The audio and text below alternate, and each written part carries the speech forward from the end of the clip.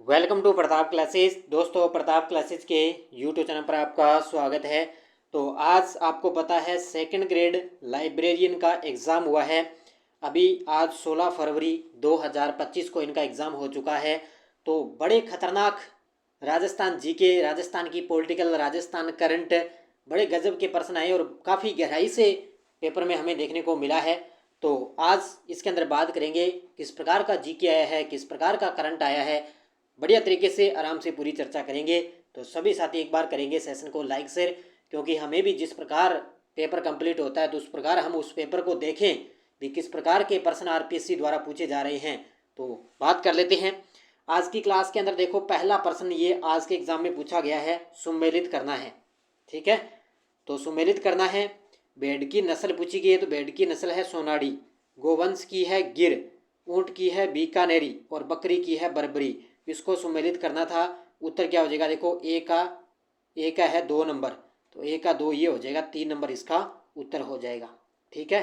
राजस्थान में ओरण क्या है? अब इसने पूछा है भी राजस्थान में ओरण क्या है, तो ये है पश्चिमी राजस्थान के पवित्र उपवन। याद रखना, पश्चिमी राजस्थान के पवित्र उपवन है वो राजस्थान में ओरण है। उसके बाद में आ गया आपके सामने जनगणना से। जनगणना 2011 के अनुसार राजस्थान में अधिकतम व न्यूनतम शहरी बाल लिंगानुपात वाले जिले कौन से हैं? तो वो है नागौर और धौलपुर। कौन से हैं? नागौर के अंदर अधिकतम है और धौलपुर के अंदर न्यूनतम शहरी बाल लिंगानुपात पाए जाते हैं। 2 क्वेश्चन आए हैं 2011 की जनगणना से। उसके बाद बिलाली और बरवाड़ा क्या है? बिलाली और बरवाड़ा क्या है? तो ये उत्तरी अरावली की चोटियाँ। क्या है? उत्तरी अरावली की चोटियाँ हैं क्या? बिलाली और बरवाड़ा। सोनालिका, गंगा, सुनहरी और चंबल 65 उच्च उत्पादक किस्में किसकी है? ये सारी की सारी गेहूं की है। बस अपने पढ़ते जाएंगे भी। इस प्रकार का जीके आया है, काफ़ी गहराई से है, क्वेश्चन मैंने देखे थे। तो सोनालिका, गंगा, सुनहरी, चंबल ये किसकी है? गेहूं की। उसके बाद में देखो, सुमेलित करना है सीमेंट उद्योग और जिले से संबंधित। एसीसी सीमेंट बूंदी में बिल्कुल सही, मंगलम सीमेंट कोटा में बिल्कुल सही, बिड़ला वाइट सीमेंट नागौर और राजश्री सीमेंट है उदयपुर। अब इसमें कंफ्यूज है क्योंकि बिड़ला वाइट सीमेंट नागौर नहीं है, इसमें जोधपुर है। तो उत्तर हो सकता है ये भी हो, तो चेक कर लेना आप। मेरे हिसाब से तो 3 नंबर इसका उत्तर होना चाहिए। उसके बाद में देखो, कौन सा कथन सही नहीं है? कौन सा कथन सही नहीं है? 2011 में झुंझुनू जिले में सर्वाधिक पुरुष साक्षरता दर अंकित की गई थी। कौन सा सही नहीं है? तो ये तो बिल्कुल सही है। पहला तो 2011 में जयपुर जिले में सर्वाधिक साक्षरता दर थी, नहीं, गलत हो गया। और 2011 में प्रतापगढ़ जिले में सबसे कम पुरुष साक्षरता है, ये भी गलत है। तो गलत पूछा इसने, तो बी व सी हो जाएगा, बी व सी हो जाएगा। 4 नंबर। कौन सी नदियाँ अपना जल खंबात की खाड़ी में विसर्जित करती है? तो ये खंबात की खाड़ी में एक तो जाती है साबरमती और माही जाती है। उत्तर क्या हो जाएगा? ए व सी। पश्चिमी बनास तो कच्छ के रण में विलुप्त होती है। अब सुमेलित करना है, सीधा सा सरल सा क्वेश्चन है। लोहागढ़ भरतपुर में, स्वर्ण कोठी टोंक में, दिलवाड़ा, माउंट आबू और केला देवी करौली में। ये तो आपको पता ही है, इजी सा क्वेश्चन।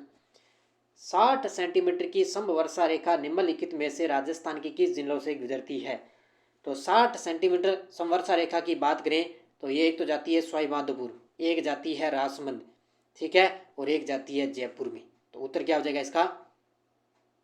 जयपुर में जाती है। तो उत्तर इसका देखो, अब हो सकता है अजमेर भी है, पूरा कन्फर्म नहीं है, हो सकता है अजमेर भी इसके अंदर शामिल हो। तो उत्तर इसका क्या हो जाएगा? ए बी डी, यानी कि सारे हो सकते हैं, ए बी सी डी सारे। अलवर रियासत में वाल्मीकि और आदिवासी संघ स्थापित करने का श्रेय किसे जाता है? अलवर रियासत के अंदर वाल्मीकि और आदिवासी संघ जो स्थापित करने का वो श्रेय है वो जाता है हरिनारायण शर्मा को। इसको हरिनारायण शर्मा। मारवाड़ चित्रकला शैली की ठिकाना कला के अंतर्गत क्या सम्मिलित नहीं है? यानी कि मारवाड़ जो चित्रकला शैली है उस ठिकाने के अंदर कौन कौन सा शामिल है और कौन से नहीं है? तो गाणेराव है, बिनाई है, रिया है, लेकिन बनेड़ा इसके अंदर शामिल है नहीं है। उत्तर नंबर 4। उसके बाद में देखो, पिंगल साहित्य की रचनाएं पूछी गई, एक तरफ पुस्तक और एक तरफ लेखक। तो इसका उत्तर 4 नंबर होगा। अवतार चरित्र के लेखक हैं नर हरिदास, और बी का 1 रामगुण सागर किसकी है? प्रताप कुंवरी की। सी का 4 विनय मल्लिका किसकी है? दयाबाई की। और अणबेवाणी किसकी है? रामचरण जी की। ये तो आपको 6 से 12 बुक में करवाया है, उत्तर 4 नंबर। उसके बाद भारत सरकार द्वारा रियासतों से संबंधित समस्याओं के समाधान हेतु रियासती विभाग की स्थापना कब की गई? जुलाई 1947 को। कब है? जुलाई 1947। राजस्थान में वर पक्ष का वधू के पिता द्वारा स्वागत किए जाने के रिवाज को क्या कहा जाता है? तो मधु परख। क्या बोलते हैं इसको? अगर राजस्थान में वर पक्ष है और वधू के जो पिता है उनका अगर स्वागत किए जाने का जो रिवाज है वो मधु परख कहलाता है। चित्तौड़गढ़ किले में स्थित कौन सा मंदिर मूलतः एक सूर्य मंदिर है? चित्तौड़गढ़ किले में पूछा गया है भी कौन सा मंदिर एक सूर्य मंदिर है, तो वो है कालिका माता मंदिर। कौन सा है? कालिका माता मंदिर। उसके बाद में देखो, जालोर के सोनग्राह चौहान का संस्थापक कौन था? कीर्तिपाल। कौन था? कीर्तिपाल। राजस्थान के किसान खेत जोतते समय परंपरागत रूप से किस लोक देवता की जीवनी के गीत गाते हैं? तो ये गाते हैं तेजा जी के। ये लोक देवता का गया। 1857 की क्रांति के दौरान रानी लक्ष्मीबाई और तांत्या टोपे को आर्थिक सहायता किसने उपलब्ध करवाई? अमरचंद भाटिया ने। ये भी ज़्यादा गहराई से प्रश्न आया नहीं है, ठीक है। ये काफ़ी गहराई से प्रश्न आया, इनको छोड़ देते हैं, अपने को पता नहीं है। तो किशनगढ़ की फल्गुबाई किस नृत्य से संबंधित थी? चरी नृत्य से। ऑप्शन नंबर 1 चरी नृत्य। उसके बाद में देखो, मेवाड़ शासक राज सिंह ने मुगल अधिकृत मेवाड़ के सीमांत भागों के प्रगनों का लेना आरंभ किया। कौन सा कथन सत्य है? तो ये सारे के सारे सत्य भी। टिक्का दौड़ की रस्म के बहाने मुगल चौकियों पर दावा बोलने की योजना, पहली मुगल चौकी मांडल थी और इस अभियान में 58,000 रुपये प्राप्त हुए थे। ये सारे सत्य है। मेवाड़ के राज चिन्ह में एक और भील और दूसरी ओर राजपूत के अंकन की प्रथा किस मेवाड़ शासक के काल में प्रारंभ हुई? तो ये हुई थी राज सिंह के समय। किसमें? राज सिंह के समय। खानवा युद्ध से पूर्व बाबर ने किस हिंदू राजा के माध्यम से राणा सांगा को शांति समझौते का प्रस्ताव भेजा? तो ये मारवाड़ के राव गांगा। यानी कि जब खानवा का युद्ध हुआ उससे पूर्व हिंदू राजा के माध्यम से राणा सांगा को शांति समझौते का प्रस्ताव भेजा था मारवाड़ के राव गांगा ने। कलखणी माता गधों का मेला जयपुर में किस गांव में बढ़ता है? तो ये भावगढ़ बंद्या। कौन सा? भावगढ़ बंद्या गांव के अंदर कलखणी माता गधों का मेला बढ़ता है। ये देखो गांव पूछ लिया गया एग्जाम के अंदर। स्वाई जय सिंह के द्वारा चित्रकारों के बनाए गए कारखाने क्या कहलाते हैं? तो ये सूरत खाने। क्या कहलाते हैं? सूरत खाने। जो चित्रकार है उनके द्वारा बनाए गए कारखाने। उसके बाद में देखो आपके सामने बड़ा गहराई से प्रश्न है, आपने पढ़ा ही नहीं, देखो पहली बार पढ़ने मिला है। कीचक का महल राजस्थान की किस सभ्यता से संबंधित है? कीचक का महल है बेराठ सभ्यता से है। ये किससे है? बेराठ सभ्यता से कीचक का महल संबंधित है।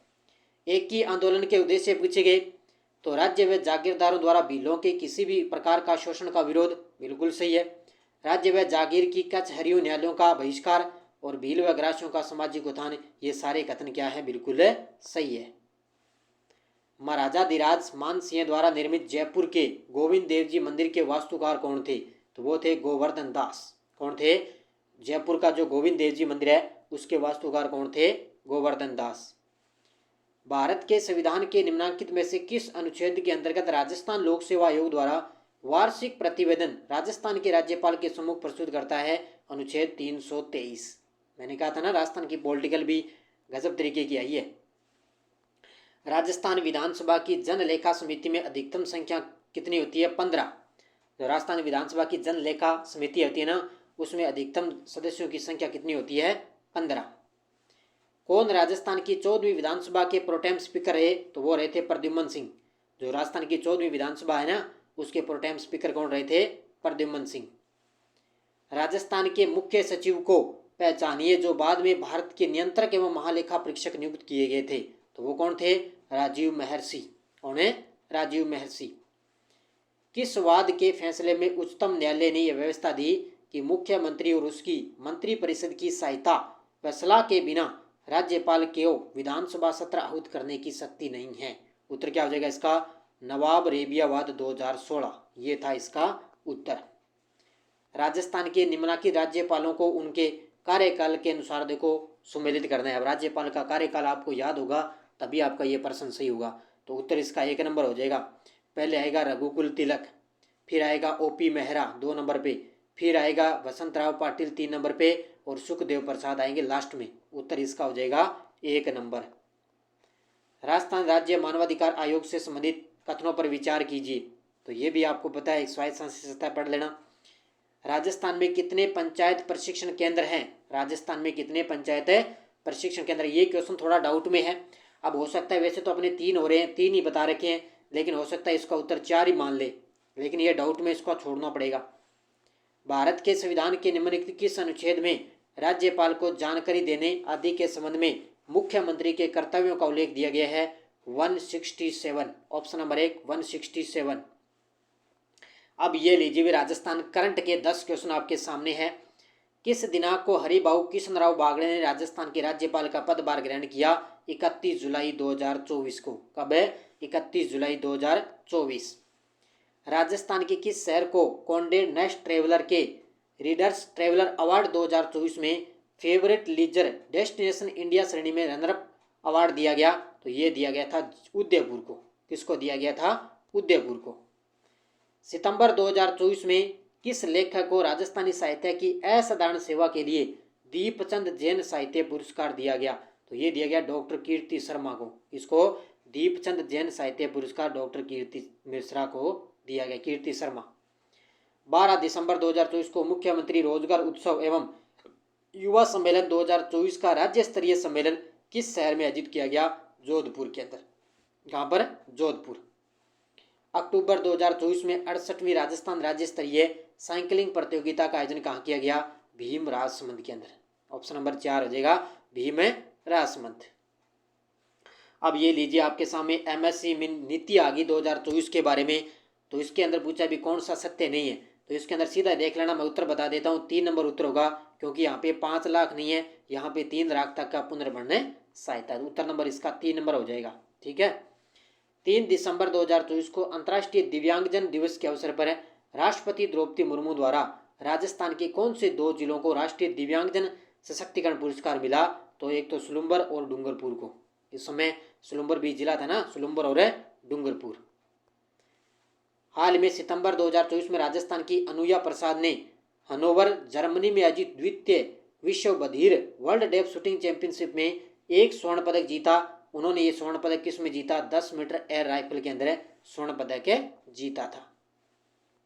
अक्टूबर 2024 में केंद्रीय मंत्रिमंडल ने राजस्थान और पंजाब के सीमावर्ती क्षेत्रों में 2280 किलोमीटर लंबी सड़कों के निर्माण को अनुमति प्रदान की। इस निर्माण के लिए निवेश राशि कितनी है? उत्तर क्या हो जाएगा? 4406 करोड़ रुपए। कितनी? 4406 करोड़। ये काफ़ी गहराई से प्रश्न है। ये लीजिए भी बड़ा खतरनाक प्रश्न, पैरा शूटिंग मोना अग्रवाल का प्रश्न आपके सामने। कथनों पर विचार करना है तो सही बताना है। तो इसमें देखो B व C तो सही है, A गलत है, क्योंकि यहाँ पे 50 मीटर नहीं है, यहाँ पे आएगा 10 मीटर, सिर्फ इतना ही अंतर है। तो उत्तर इसका क्या हो जाएगा? B व C सही है। ठीक है, मोना अग्रवाल। राजस्थान में अक्षय ऊर्जा के क्षेत्र में 3 लाख करोड़ रुपए के निवेश के लिए राजस्थान सरकार और किस देश के मध्य 22 अक्टूबर 2024 को समझौता हुआ? तो ये हुआ है भारत और राजस्थान और UAE के बीच में। उसके बाद में इंडियन ज्योग्राफी के क्वेश्चन आगे सुमेलित करना है आपके सामने। देखो सुमेलित करना है, ठीक है, साथ साथ में देखना है। उत्तर होगा इसका पहला उत्तर हो जाएगा, यानी कि सर्वोच्च शिखर A3 माउंट कोजिस्को, ये कहाँ पर है? ऑस्ट्रेलिया के अंदर। A3 माउंट मैकिले, ये कहाँ पर है? उत्तरी America. C1 mount Elbrus Europe में, और माउंट किलिमंजारो D अफ्रीका। तो उत्तर हो जाएगा इसका 1 नंबर। वर्ल्ड माइग्रेशन रिपोर्ट 2024 के अनुसार 2020 में पुरुष तथा महिला अंतर्राष्ट्रीय प्रवासियों का प्रतिशत कितना है? ये सारे इकोनॉमिक के प्रश्न आए हैं। तो 52 नंबर का 3 नंबर उत्तर हो जाएगा 51.9% और 48.1%। 16 है। तो ये क्या है? सह्याद्री में की तलहटी पर घास का मैदान। क्या ये सह्याद्री की तलहटी पर घास का मैदान है? 16। ये ज्योग्राफी के प्रश्न है। किसने तिब्बत के पठार के ऊपर प्रचलित वायुमंडलीय दशाओं और मानसून के मध्य संबंध स्थापित किया था? तो 54 नंबर का उत्तर हो जाएगा P कोटेश्वरम। ये अभी उसमें आया था, RPSC संस्कृत डिपार्टमेंट के अंदर ये प्रश्न आया था 2nd ग्रेड में। अब यहाँ पे देखो दोबारा आ गया। अब यहाँ पे देखो परमाणु ऊर्जा सुमेलित नहीं है, तो 55 का उत्तर हो जाएगा 3 नंबर। काकरापारा गुजरात से, ये तमिलनाडु में ये सही है, नरोरा उत्तर प्रदेश, केगा कर्नाटक में याद रखना, केगा कर्नाटक के अंदर। उत्तर 3 नंबर होगा इसका। कौन सा दर्रा सिक्किम तथा भूटान के ठीक उत्तर में स्थित है? कौन सा दर्रा जो सिक्किम तथा भूटान के ठीक उत्तर में है? तो 56 का उत्तर हो जाएगा 4, जेलेपा दर्रा। कौन सा? ऑप्शन नंबर 4, जेलेपा दर्रा। 57 छोड़ देते हैं। इसने पूछा है 25 मार्च 2024 को हुए वन अर्थ समिट की किस शहर ने मेजबानी की थी? तो इसका उत्तर हो जाएगा रियो डी जनेरियो, ब्राजील। उसके बाद में प्रचंड झंझा किन पवनों के साथ संबंधित है? प्रचंड झंझा किन पवनों के साथ में संबंधित है? तो 58 का उत्तर हो जाएगा पछुआ पवने। क्या है? प्रचंड पवने, पछुआ पवने। इब तथा वरना क्रमशः सहायक नदियां हैं। एक तो इब है और एक है वरना। ये किसकी सहायक नदियां हैं? तो 59 का उत्तर हो जाएगा महानदी और कृष्णा नदी की। ऑप्शन नंबर 4, महानदी, कृष्णा नदी। किस में सबसे अधिक लवणता है? अब देखो पूछा गया है, तो 60 का उत्तर काला सागर के अंदर सबसे अधिक लवणता है। ये आज का पेपर है, ध्यान रखना, खतरनाक तरीके से पूछा गया है। उसके बाद में देखो 61 का 2 होगा भी, 61 का 2 होगा। ये सारे सही है, पढ़ लेना भी इनको। ITBPO क्षेत्र में दूर संचार विनियमों को हटाने के संदर्भ में 2021 के बारे में बताना भी कौन सा सही है? ये सारे कथन बिल्कुल सही है। ठीक है। भारत के विदेशी व्यापार के बारे में बताना है। 62 नंबर का उत्तर मैं आपको सीधा ही बता देता हूँ। 62 का उत्तर 1 होगा, केवल ABC, यानी कि इसके भी सारे सही है। तो ये सारे पढ़ लेना। विदेशी व्यापार में ये भी ABC सारे सही है। उसके बाद 2022 से 2028 के बीच राज्यों में से किस राज्य में PM मित्र पार्क स्थापित नहीं किया जा रहा है? अब ये लीजिए, मैंने आपको अच्छे तरीके से करंट में करवाया है। तो कौन सा? राजस्थान के अंदर। महाराष्ट्र में भी मैंने बता दिया, तमिलनाडु में बता दिया, कर्नाटक में। तो राजस्थान के अंदर अभी तक PM मित्र पार्क स्थापित नहीं किया गया, पर गया मैंने करंट में। निम्नलिखित राज्यों में 2022-23 में विश्व में पूर्ण रूप से जैविक खेती करने वाला पहला राज्य हो गया सिक्किम राज्य। जैविक खेती करने वाला पहला राज्य सिक्किम। आत्मनिर्भर भारत के लक्ष्य को प्राप्त करने और क्षेत्रों को बढ़ावा देने के लिए केंद्र सरकार ने अक्टूबर 2023 में किस जिले में नगर इस्पात संयंत्र स्थापित किया? अक्टूबर 2023 की बात है, तो छत्तीसगढ़। ये है आपके पूरे बस्तर, छत्तीसगढ़। ऑप्शन नंबर 1 होगा, बस्तर है छत्तीसगढ़। भारत के संविधान के किस अनुच्छेद में शब्दावली प्रधानमंत्री के कर्तव्यों का उल्लेख किया गया? प्रधानमंत्री के कर्तव्यों का उल्लेख किया गया। 66 का उत्तर हो जाएगा अनुच्छेद 75 के अंदर। ये पॉलिटिकल में देखो मैंने सारे करवाए आपको। क्या वैश्वीकरण का एक पक्ष नहीं है? 67, 3 नंबर। ये भी है, ये भी है, तो 3 नंबर उत्तर हो जाएगा अंतर्राष्ट्रीय NGO की भूमिका में गिरावट। ये नहीं है इसका। भारत शासन अधिनियम 1919 के प्रावधानों के अंतर्गत कौन सा विषय केंद्रीय विषय की सूची में सम्मिलित नहीं था? तो 68 का उत्तर हो जाएगा अकाल राहत। कौन सा? ऑप्शन नंबर 1 है अकाल राहत। कमांडर इन चीफ की नियुक्ति की प्रक्रिया का उल्लेख भारत सरकार अधिनियम 1935 की किस धारा में किया गया है? तो ये कौन सी धारा में किया गया? इसको छोड़ देते हैं, तो धारा 3 बार एक बार मान लेना, पता नहीं है। लोकसभा निर्वाचन 2024, लोकसभा निर्वाचन 2024 के बारे में देखो। 70 नंबर का उत्तर हो जाएगा 4 नंबर, क्योंकि यहाँ पे सुमेलित नहीं है। जनता दल 12 बिल्कुल सही, तेलुगु देशम 16 बिल्कुल सही, द्रविड़ मुनेत्रम कड़गम 22 सही, लेकिन शिवसेना यहाँ पर 10 नहीं है। 4 नंबर इसका उत्तर हो जाएगा। किस विद्वान ने तर्क दिया कि वैश्वीकरण की प्रगति से लोग अपनी मूल पहचान के प्रति जागरूक रहें और छोटे देशों की संख्या में वृद्धि हो रही है? ये कहा था किसने? कोई नहीं ने। किसने? अब हो सकता है ये क्वेश्चन डिलीट हो जाए, पता नहीं है भी किसने कहा था। शांतिपूर्ण सह अस्तित्व के 5 सिद्धांतों पंचशील की संयुक्त घोषणा किस देश के साथ की गई थी? तो 72 का उत्तर हो जाएगा चीन ने। पंचशील सिद्धांत है वो चीन के द्वारा। संयुक्त राष्ट्र के तत्वाधान में भारत में निम्न में से कौन से वर्ष में प्रथम बार शांति सेना को तैनात किया गया? तो इसका भी उत्तर आप देख लेना भी, इस प्रकार का उत्तर है। ठीक है, ठीक है, इसको भी छोड़ देते हैं, ये काफ़ी गहराई से प्रश्न है भी। भारत शासन अधिनियम 1935 की 7वीं अनुसूची में विधायी सूचियों की संख्या कितनी है? 74 का उत्तर हो जाएगा 3 अनुसूचियां, विधायी सूचियां। उत्तर नंबर 3 हो जाएगा इसका। ठीक है।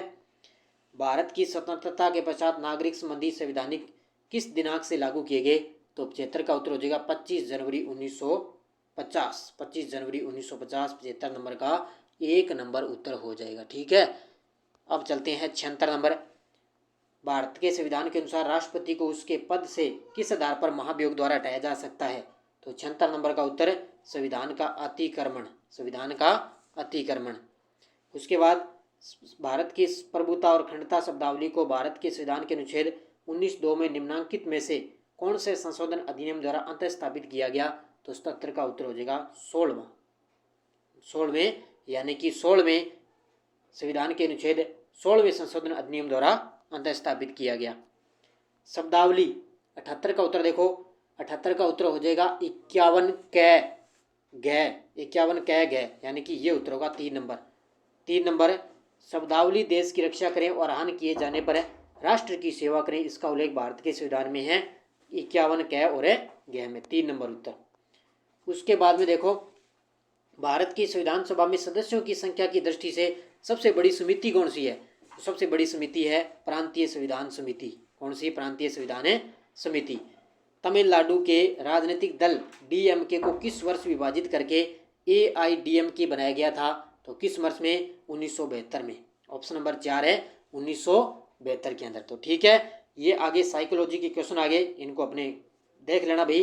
बाकी मैंने ज्योग्राफी, राजस्थान करंट और राजस्थान जीके वगैरह वो मैंने आपको हल करवा दिए। तो ये आज का अपना सेकंड ग्रेड लाइब्रेरी का एग्जाम था। काफ़ी कुछ क्वेश्चन है गहराई से पूछे गए हैं, तो अच्छे तरीके से घबराना नहीं है, अच्छे तरीके से आपको तैयारी करनी है, क्योंकि थोड़ा हाई लेवल का एग्ज़ाम भी था। सेकंड ग्रेड की बात करें तो लाइब्रेरियन सेकंड ग्रेड का एग्ज़ाम था, तो अच्छे तरीके से पढ़ना है। ये आज की मुख्य आप कोई भी पेपर हो जाए तो उनको अच्छे तरीके से अध्ययन किया करो, ताकि पता चले भी किस प्रकार के प्रश्न आ रहे हैं। तो सभी साथी वीडियो को ज़्यादा से लाइक शेयर करेंगे और चैनल को आप सब्सक्राइब कर देना, ताकि आपको डेली करंट अफेयर्स की क्लास मिल सके। धन्यवाद। जय हिंद, जय भारत।